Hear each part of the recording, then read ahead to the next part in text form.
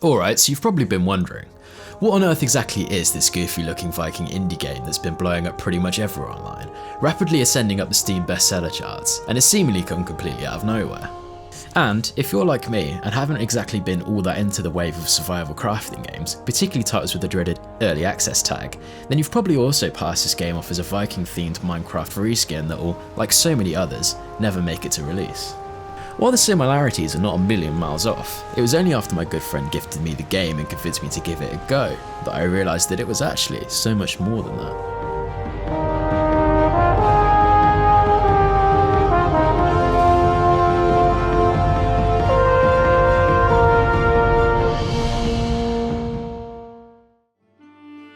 Once you've created your ugly as hell player character and then given them a suitably Viking-y name, it's time to get a ride from a giant bird.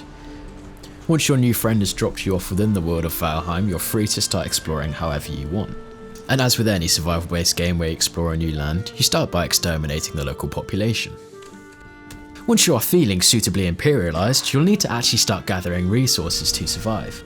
And seeing how every game that has ever been released of this genre has led me to believe that punching trees for wood is possible, I start by punching a tree.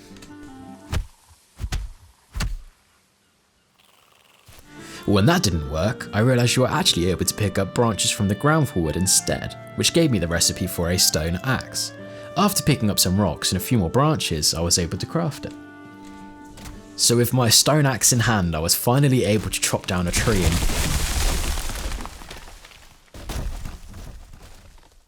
Upon returning to my body to collect my things, I made sure to swiftly avenge my previous self by releasing my unrelenting woodcutting fury upon the forest, at least until my axe broke.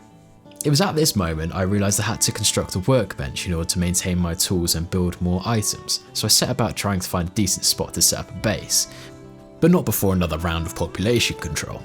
As I was exploring, I managed to come across a small decrepit shack that I thought I would build my base in, and so I put my workbench down, repaired my tools, and then set about renovating the place.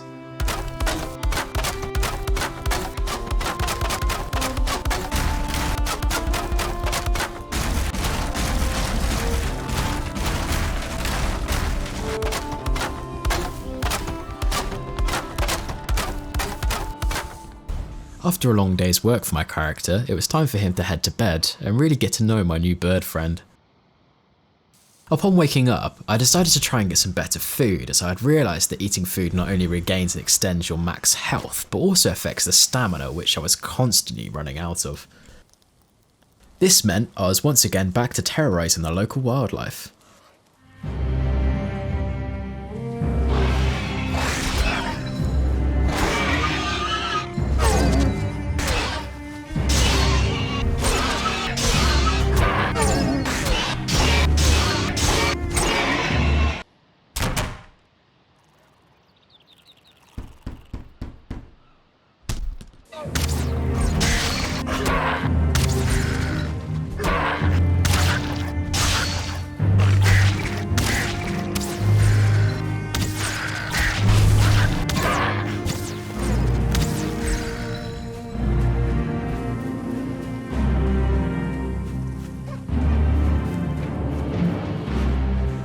Wants me to offer an item. Maybe it is these trophies I collected earlier.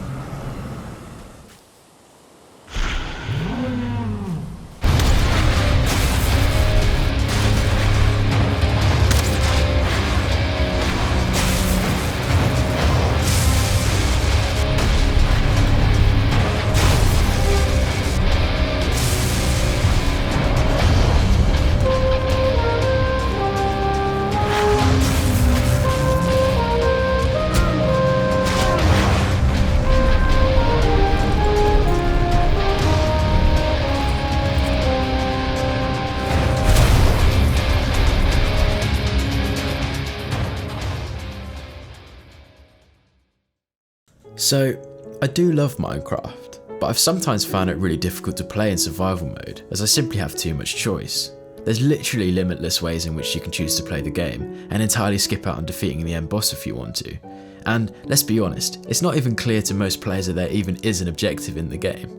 It can also just be kind of random in the way you progress, whether you spawn near a village or how quickly you can find diamonds, for example. And don't get me wrong, I understand this is all part of what has made the game great over the years, but sometimes infinite choice can just be a little overwhelming. Alternatively, there's a fair few games in the genre that have the complete opposite issue, that they make the initial progression of the game so completely grueling and frustrating, with overly punishing or annoying mechanics, that you end up boxed into a certain playstyle just so you can actually stay alive or even make any progress at all. This is where Valheim actually finds a really happy medium, where instead of punishing the player for doing things the game doesn't necessarily want them to do, it instead incentivizes them to go and see what the game has to offer, to explore the world, gather useful resources, rank up your levels or improve your gear. There's no death by starvation, no materials needed for repairing your equipment, no PvP by default, and when you die, you only lose 5% of your levels, and your items are safely collected within a tombstone instead of despawning or dropping on the floor. There's also no real punishment for small scale or basic building, and destroying the things you have built gives you back all of your materials. There's also levels in this game. Each player action which costs stamina to perform has an in-game associated level with it, which gains experience when you perform the action. This leads to better stamina consumption or damage output depending on the skill type. So the higher your skill levels are, the more powerful your character starts to feel. The improvements with each level are pretty incremental and easy enough to get, however, so you never really feel like you absolutely have to grind for them, and only really tend to notice their effects when you go back to playing on a lower leveled character. Exploration of the world is also tied to progression. When you spawn in for the first time, you'll be at the centre of the map in a biome called Meadows. The further away you explore from this central point, generally the more difficult the biomes you'll encounter will become, with the most difficult ones being more common further away from the centre. All of the biomes in different playable areas have a unique look and feel, and you can quickly distinguish when you've entered a new area and what to expect when you're there. Each one also has a particular requirement to fully explore, which is dependent on your progression. For example, if you want to enter the mountain biomes, you'll definitely be needing frost resistance, unless you want to die. The map itself is made up of a series of different sized islands, and to leave your starting island, you'll at least need to build a raft or some kind of sea vessel. You definitely won't be able to swim across the ocean or build bridges over it. Trust me, we've tried. How did you do that? Oh, no, I'm drowning. No, I'm in too. I'm up here. Build it, lower. Get on. I need more wood. Oh, he's coming, boys. Hammy, get up. I'm just a farmer. What? Oh! I need more wood. I don't think 40 is gonna be enough. Ooh! That was close. I need more wood. No, How much do I'm you in. need? Oh no, I need help. I've got. Oh my god, it's all falling down. I'm dead. I'm literally dead. Back up. What do you mean it's all falling down? Guys, I'm drowning right here. What happened to the stairs? No, I'm back in the water. Oh, there goes Cameron. Oh, come on, big wave. Damn, there's no wave. It's breaking. I got no stamina. No. I have enough, maybe, but you have to get out to me. Keep going, keep going. Why am I alone? I got help, Eddie. Are you okay, Eddie? It's also only a short way through the game where you start to realise that nearly every item has a use. There's no random junk that drops that basically can't be used for anything and might as well be thrown out, which is a good thing considering there's currently no delete option for loot in the game. Portals will also start to play a huge role in the game once you're able to start making them. It allows you to link any two locations together and instantly travel between them, making exploring and navigating around the massive playable world much less of a chore, and even enables you to set up multiple bases across different biomes. There are certain items, however, such as metal ores, that can't be taken through portals. This can create unique gameplay scenarios where perhaps you've travelled to a faraway biome to get these precious materials, and now you can't just teleport them back to base. You'll need to decide whether you want to make the long and dangerous trek all the way back home, or perhaps just store it and then come back with some friends in a boat. Let's see a magic trick. Yeah. You ready? Yeah. I'm gonna make myself disappear. No. Make myself disappear. Shit! He unconnected the ball. It will be while you're out exploring that you'll start to notice the game is actually very pretty, in its own distinct way. It's low poly and has some low res textures, sure, but the animations, the colours and the lighting in the game all combine to create a really believable, enchanting world, which is often way more intrinsic for immersion than high graphical fidelity. There's also a full day-night cycle and a weather system which not only looks really impressive and distinct, but it also has real-time effects on the game. All of these elements combined really help to make the game stand out amongst its peers, and there aren't that many other games out there that actually feel this fun and enticing to progress through and explore. It's really something I hope they continue to focus on as they work towards developing the game for its full release, as it is absolutely one of its key strengths.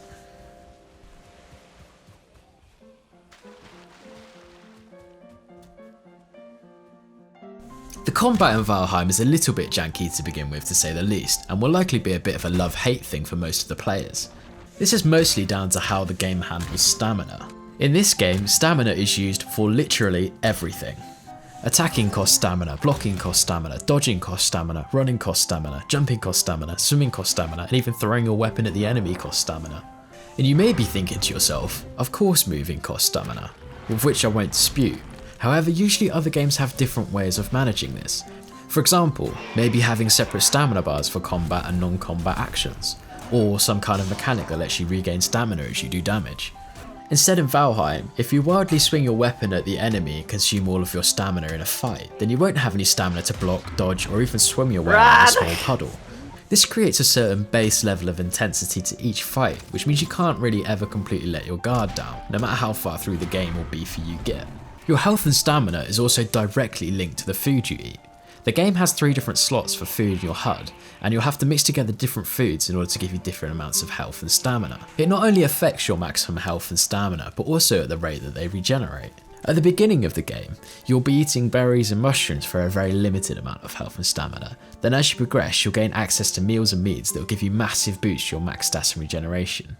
Not to mention being able to actually brew up stews and meats that will give you stamina boosts, poison resistance, or even the frost resistance to enter the mountain biome without freezing to death. As for the base combat itself, it feels really fun and challenging. This is because it involves timing and placing your attacks carefully and not just mashing the attack button until everyone falls over. The aim for the combat is really to try to string together combos, as these will stagger the enemies and do more damage, at the same time as dodging and blocking the enemy attacks, and all while managing your stamina and being careful not to let it drop too low. Enemy attacks also feel really strong and punishing, particularly from larger enemies such as trolls and golems, with mostly good hitboxes and satisfying animations and sounds. It isn't an entirely flawless experience though, as some of the weapon classes do feel less balanced than others. For example, early on I decided to start leveling up and using spears to make use of their high attack range and attack speed. The problem is that landing an attack with a spear has the chance to knock back some enemies slightly, which actually pushes them out of your attack range and completely negates the usefulness of the high attack speed. This then means I'd miss my next attack, and if I chained a few attacks together, I'd just be stood there stabbing the air and using up all my stamina. I've also found the bow to pretty much be always useful, as it does a consistently high amount of damage, and keeping space between you and enemies is also pretty invaluable, especially since a large amount of enemies are also melee based. There are also certain in-game bonuses to using certain weapon types. For example, blunt weapons are more likely to stagger enemies and are more effective against skeletons and certain bosses. Axes also do more damage to wooden enemies such as grey dwarfs and, well, trees.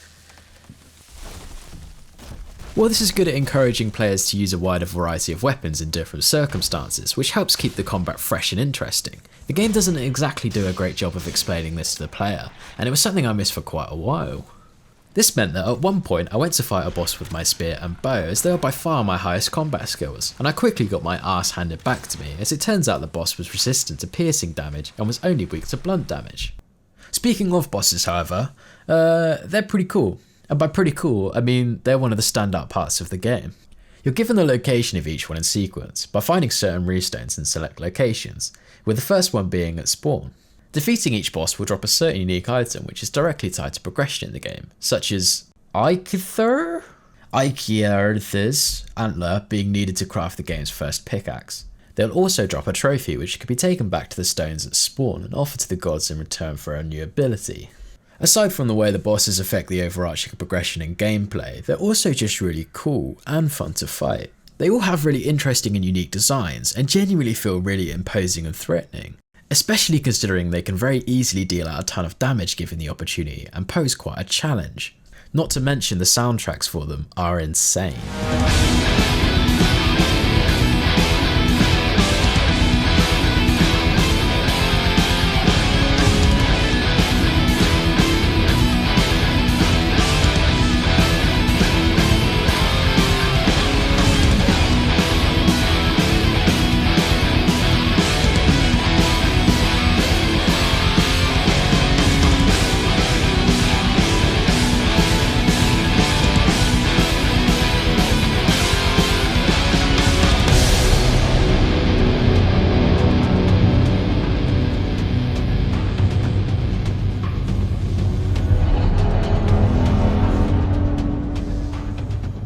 What's even more insane, however, is when you realise that bosses don't actually despawn if you leave their area, and will continue to roam around. We discovered this when me and my friends tried to run away from Bone Mass and he chased us across an ocean. We eventually got away from him, but he still patrols around the area to this day. All of these elements then combine to create a combat system which is difficult to master, but adds complexity and challenge in a way that doesn't make it feel frustrating, and makes defeating your enemies feel like genuine accomplishment.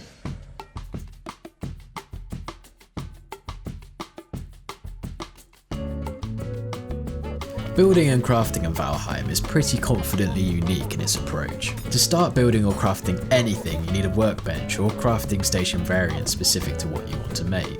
To be able to craft higher level items, or upgrade items to a higher level, you'll not only need to get the resources for the recipes, but you'll also have to physically update the workbench itself by building actual in-game upgrades to it with your hammer. These extensions all need to be placed within a certain distance of the workbench or crafting station, and have enough space. These rules for crafting carry throughout the entire game, and when you start working with metals and ores, you'll also need a smelter and potentially a kiln. You know, unless you're gonna farm for coal some other way. This basically means that every new thing you want to craft in this game requires you to also upgrade your crafting stations. It's not as simple as just whacking down a crafting bench and then building a house and max level armor. You'll eventually come to have a fairly complex hub of crafting stations and upgrades that all synergizes and works together. This can be frustrating for certain types of players, but I think it helps the overall pacing by giving you certain tasks to do to progress, and also makes the world feel more believable. Actually building buildings and structures in this game also has its own quirks. Everything needs to actually be connected and supported from the ground up, so you'll find no Minecraft floating houses here. This also means poorly supported houses will actually start to collapse, and you'll need to think carefully about how you build your projects. The game implements this system with colour-coded pieces, so you know if something is well supported as it will be green, amber if it's poorly supported, and red if it's unsupported and literally going to fall off. Different materials also have different structural properties as well, meaning if you build with stone or iron after unlocking the necessary workstation and components, you can build higher and further. You'll also need to ensure that pretty much everything you build is covered by a roof, otherwise the rain completely tears it to pieces. It's also worth mentioning here that while you're at your base, you'll occasionally get raided by different enemies from the different biomes in the game, which is really cool. Or at least it's really cool until a troll takes the entire side of your house away because you hadn't got around to fully supporting it yet. It's been said that limitations breed creativity, and I think this especially applies to Valheim's building system. Some amazing creations have already been achieved inside the game, from fully fledged towns to set pieces like Sauron's Tower. And as for my base, it's something I've grown more attachment to than most of the creations in pretty much any other game of this genre. It's pretty chaotic to be honest, and from the outside it's probably nothing noteworthy. For me, it tells a story of my progression through the game, and all the times I've had with my friends who have now joined and built their own homes in my base. The random nature of the building and how it's all kind of a bit on top of each other really feels organic, and gives an air of life and authenticity to the community that started here. It really feels like somewhere that's actually been lived in, and more like a place than just a game.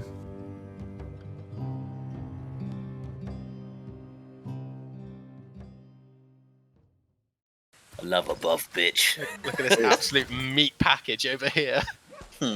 Oh, Oh yeah. Oh, I'm taking Daddy. Valheim is a lot like sleeping or showering, in the way that it's a lot more fun with friends. So many of the game's greatest strengths are actually massively heightened by experiencing it with your friends, or at least other players, provided they aren't complete utter loot goblins like some of the people that I've played with. I got 6 swamp keys. I definitely didn't get 3 wishbones. Now this isn't something exclusive to Valheim though, and is something fairly common within similar games. But there aren't so many that have quite the same presentation, charm, or any of the other mechanics that Valheim have that massively lend itself towards playing as a team way more than others. Setting off on exploration parties, raiding crypts or dungeons together, sailing out on the longship or even just communally base building all provide plenty of memories. And there are rarely ever any dull moments while playing the game, as it always gives you options for things to do. Oh, hello, Draugr. Be gone, thought. I am Egg. I can give you head from here.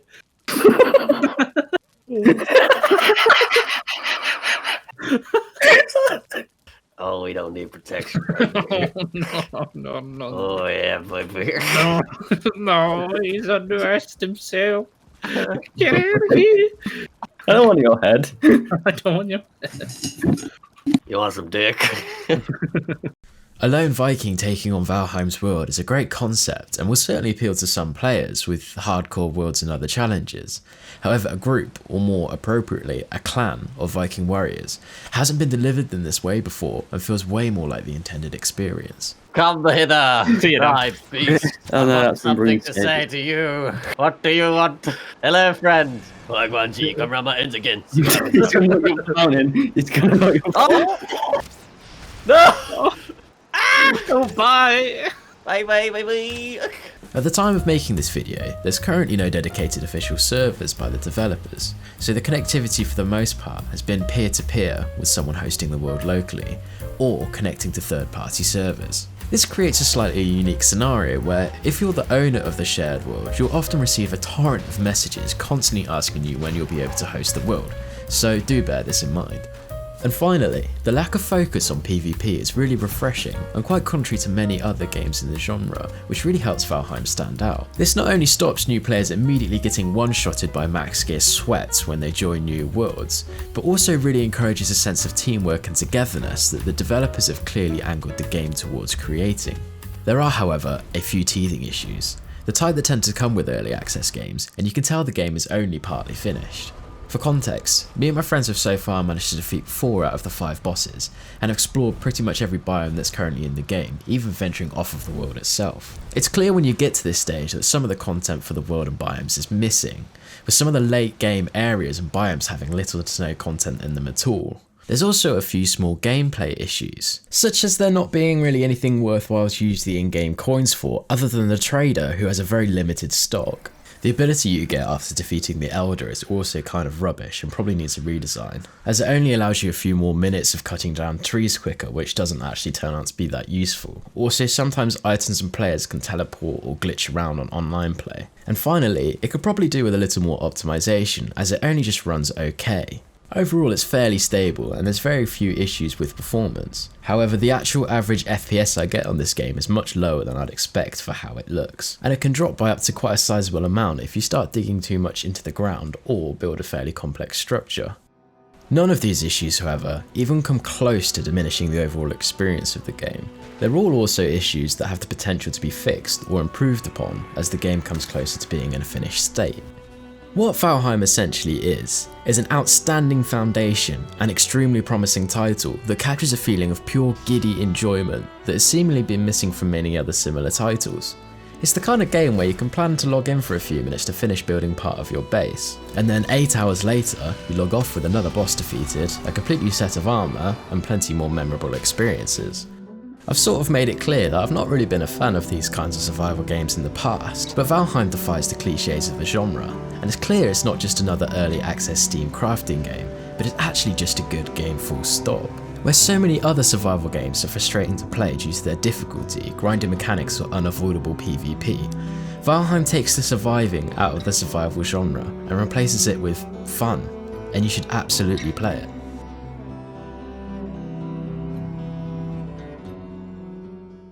God, fuck, I'm stuck. I gotta jump.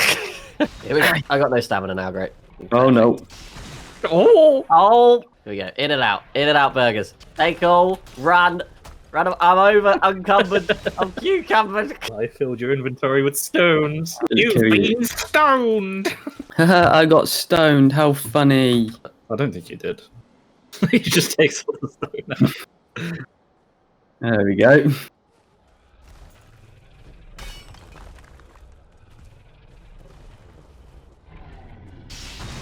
One more. Go on, I'll sit here and tank it. Oh,